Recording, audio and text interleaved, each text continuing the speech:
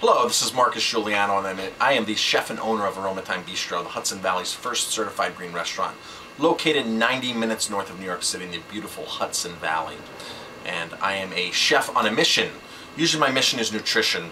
I like to talk about and advocate eating healthy food, knowing where your food comes from, knowing how it's cooked, knowing what it's cooked in, just all kinds of that stuff like that. So that's usually what I do. I've been switching it up lately though and doing other kinds of blogs about some of my experiences going through culinary, through the culinary ranks of working and funny stories and things like that, and I have some not so funny stories. But today I came across an article earlier this week, and here's the title of it: Culinary School Grads Claim They Were Ripped Off. And Jamie, you just read this article, right? I sure did. What's the article saying, basically? Basically, it's talking about a few culinary students who are basically suing profit schools, for-profit cooking schools, so that they can get their money back because they feel that they were lied to when they registered for school. And were promised that they'd be famous chefs in San Francisco, leading them on to say that they were going to make back tons of money. That it's a glamorous industry, right? Yes. And you know, I've been dealing with this for years. This is nothing new, not asking money back from colleges, but I've been dealing with this for years. And I think ever since the Food Network came about, you saw people like Emeril, and you see these celebrity chefs, and especially with the reality shows past the Food Network of Gordon Ramsay. Everybody wants to be a Gordon Ramsay. They want to work for Gordon Ramsay. Top Chef and all these things. I think the industry is glorified when that's less than, a fraction of a percent of chefs actually make it this level. Even like a big hotshot chef in New York City that never even gets on TV, but the well-known in the industry and maybe gets to write a book or something. That's such a small percentage of the industry when you think about all the people that go to culinary school. Now, I was an adjunct at Sullivan County Community College, which is where I went to college for my culinary degree, and I would teach the introductory to cooking, introductory to food and baking it was called, principles of food and baking, and I would start out with 16 students every semester. And Jamie, do you know how many students I'd end up with at the end of the semester? I would probably say 10 to 12. 8 students.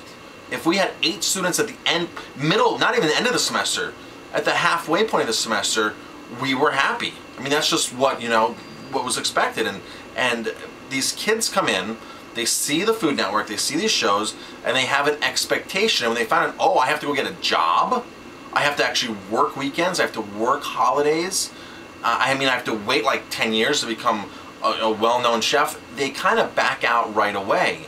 And it's unfortunate. I don't know who led them into believing this. I guess, I don't think it's anybody who really leads them into it. I think it's just the society and what is... No, I'm not sure what the sales pitch was from these schools. I'm not blaming the schools. I think it's really each individual's... going through... Listen, anybody can achieve what they want to Anybody can achieve what they want to. But if you want to be a famous chef, you have to go out there, you have to work, and you whether have to it's a famous attorney, whether it's a famous doctor, and I think every industry is going to face that. Absolutely. Or is facing that because school costs are escalating and escalating. I have friends that took out $250,000 loans 20 years ago that are still paying back student loans from 20 years ago on $250,000. But I think anywhere, going through high school and everything, and from our parents, we're always taught, go to college, get a good job. Go to college, get a good job. You have to get good grades to get a good job. And that's what we're always taught. College, good grades, good job. So you think you're going to a better college, you think you're going to get a better job naturally. I think as the association, these students should have been well aware and done some industry before you drop 40 grand on a certificate program or a culinary degree. I think return on investment. I just did, at the Rib Fest I just did, Jamie. Somebody asked me in the crowd, a person who wants to go to culinary school, what are your opinions on culinary schools and this and that? And I said, the first thing you have to look at is ROI, return on investment. You have to, and I've told people this for years, your first job is an $8 an hour job, and that's exactly what this article says. You spend 40 grand to make $8 an hour. that doesn't work out. How long are you going to stay $8 an hour? Now, if you're really good and you get the more experience you get in the better places you work, you're going to climb that ladder. But really, from 8 to 12 to 15 to a $40,000 job, there's a serious gap in there if you're dedicated. A lot of people lose their patience. They realize the business is not for them, and they bow out right away. So what I did was I went to a community college. I spent $7,000 on my education total combined. Return on investment was great. Paid for it every semester as I went. There were no student loans. Here's the funny thing, Jamie. Not one employer has ever asked to see my degree. Nor have they cared where I've ever worked. The main thing was, did I work at a decent place before? And do I have a letter of recommendation from them? Did I leave on good terms? Those are the most important things. I've never been asked to present my culinary degree to anybody. They don't even care about school. After your first job, school is not even an issue. The only reason why is, oh, did you have a degree? Did you go to school? Well, then they know how much time to spend with you. So what do we look for here, Jamie, at Aroma Thyme when we hire people? Because I've hired a lot of people that haven't gone to school. I think we more look for people that care. People that have good values. Ethics, morals, values, which they don't teach you in any school, ethics, morals, and values. Right. And I think people that just can make decisions and think for themselves, and that really are reliable. Right. Reliable is a big one. Right, and enthusiastic. No class teaches you enthusiasm. There's no enthusiasm 101 in any school. It's about, about being passionate about what you're doing, finding what your calling is in life and your career, and doing it. My main thing is you don't have to know how to cook. I will take the time to teach you if you're willing to advance and have all those characteristics. Because really, all your training in this field, Jamie, is done in cooking. I mean, remember, Jamie and I have been together, what, 21 years, yes. Jamie? You saw me when I first went to culinary school. You saw how many hours I worked. I mean, there were places that I went in and volunteered for free. There was one place that I got paid 40 hours no matter how many hours I worked. But to get my job done, I had to go in 2-3 hours early so my station would be set up. And so things, were what we call as wired. So my station's wired, so everything's there and everything's put together. And that required me coming in on my own time to make sure that was done, because that's what I was. That's the kind of person I was. And of course, I got recognition from the chef from it, but I didn't really get extra pay for stuff like that because it just wasn't happening. In fact, Jamie, remember we went to London? We sure did. I worked for Paul Gaylor, Pierre Kaufman, almost 6 months for zilch, 0. If a culinary student right now said, I want to go to culinary school, do I spend 40 grand? I would say, you know what? Take 10 grand, 15 grand, go abroad somewhere, volunteer at one of the best restaurants in that country, in the world, go to one of the top 100 restaurants, volunteer.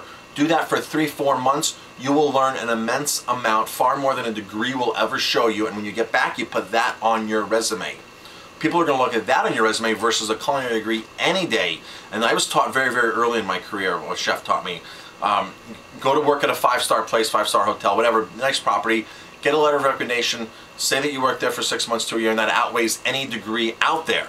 And you're actually getting paid to do this. You're not losing money doing that. Culinary school is basically just for the basics. It covers the basics. To make a dish, to master a dish, you have to do it 1,000 times, 2,000 times. When I cook here at the restaurant, I've done these dishes literally 1,000 times over the last 8 years. I've made some of these dishes. And you know what I do every single time I make one of these dishes? I take a tasting spoon, I dip it in, and I taste it. Because it's just something that it's part of cooking. You have to feel it. You have to be part of it. And you just can't assume that just because you have a degree, I know this, I know that. That's not how it goes, or that you've worked at all these places. It's a matter of constantly evolving. It's a matter of putting the time in, and it's a matter of understanding the food that you're working with, understanding that every dish is not going to be perfect, and you really need a lot of practice. Practice, practice, practice, practice. If I thought I was perfect, I would just cook the dish and wouldn't even taste it, because my salt's perfect, my pepper's perfect, my amount of onions, my amount of garlic, I would think all that's perfect. And I know it's not perfect. I know that everything has variables. So, to students that want to go to culinary school, really investigate, look at your return on investment. There's new laws now with filing bankruptcy and student loans. Your student loans do not go under bankruptcy anymore. That's a new law that they passed. So you will have to pay them even if you file bankruptcy, and they're not too easy on student loans, and these interest rates and everything, if you miss payments. I mean, it's not only in the culinary field, it's in every field with your student loan. It's just a cost of education. It's just ridiculous. It is incredibly ridiculous here in America what it costs to go to school. When everything's falling, look at the housing market. The housing market has dropped drastically. I mean, things are just dropping because there's no value in things. And look at schools; they just keep raising the prices, raising the prices, raising the prices. Americans are taking pay cuts. The unemployment is at an all-time high, and schools just keep raising their rates. You know, that's my opinion on this. Anything else, Jamie? No, I think you covered it. Covered it all. I'm Marcus Giuliano. I'm a chef on a mission. You can find all of my stuff at chefonamission.com.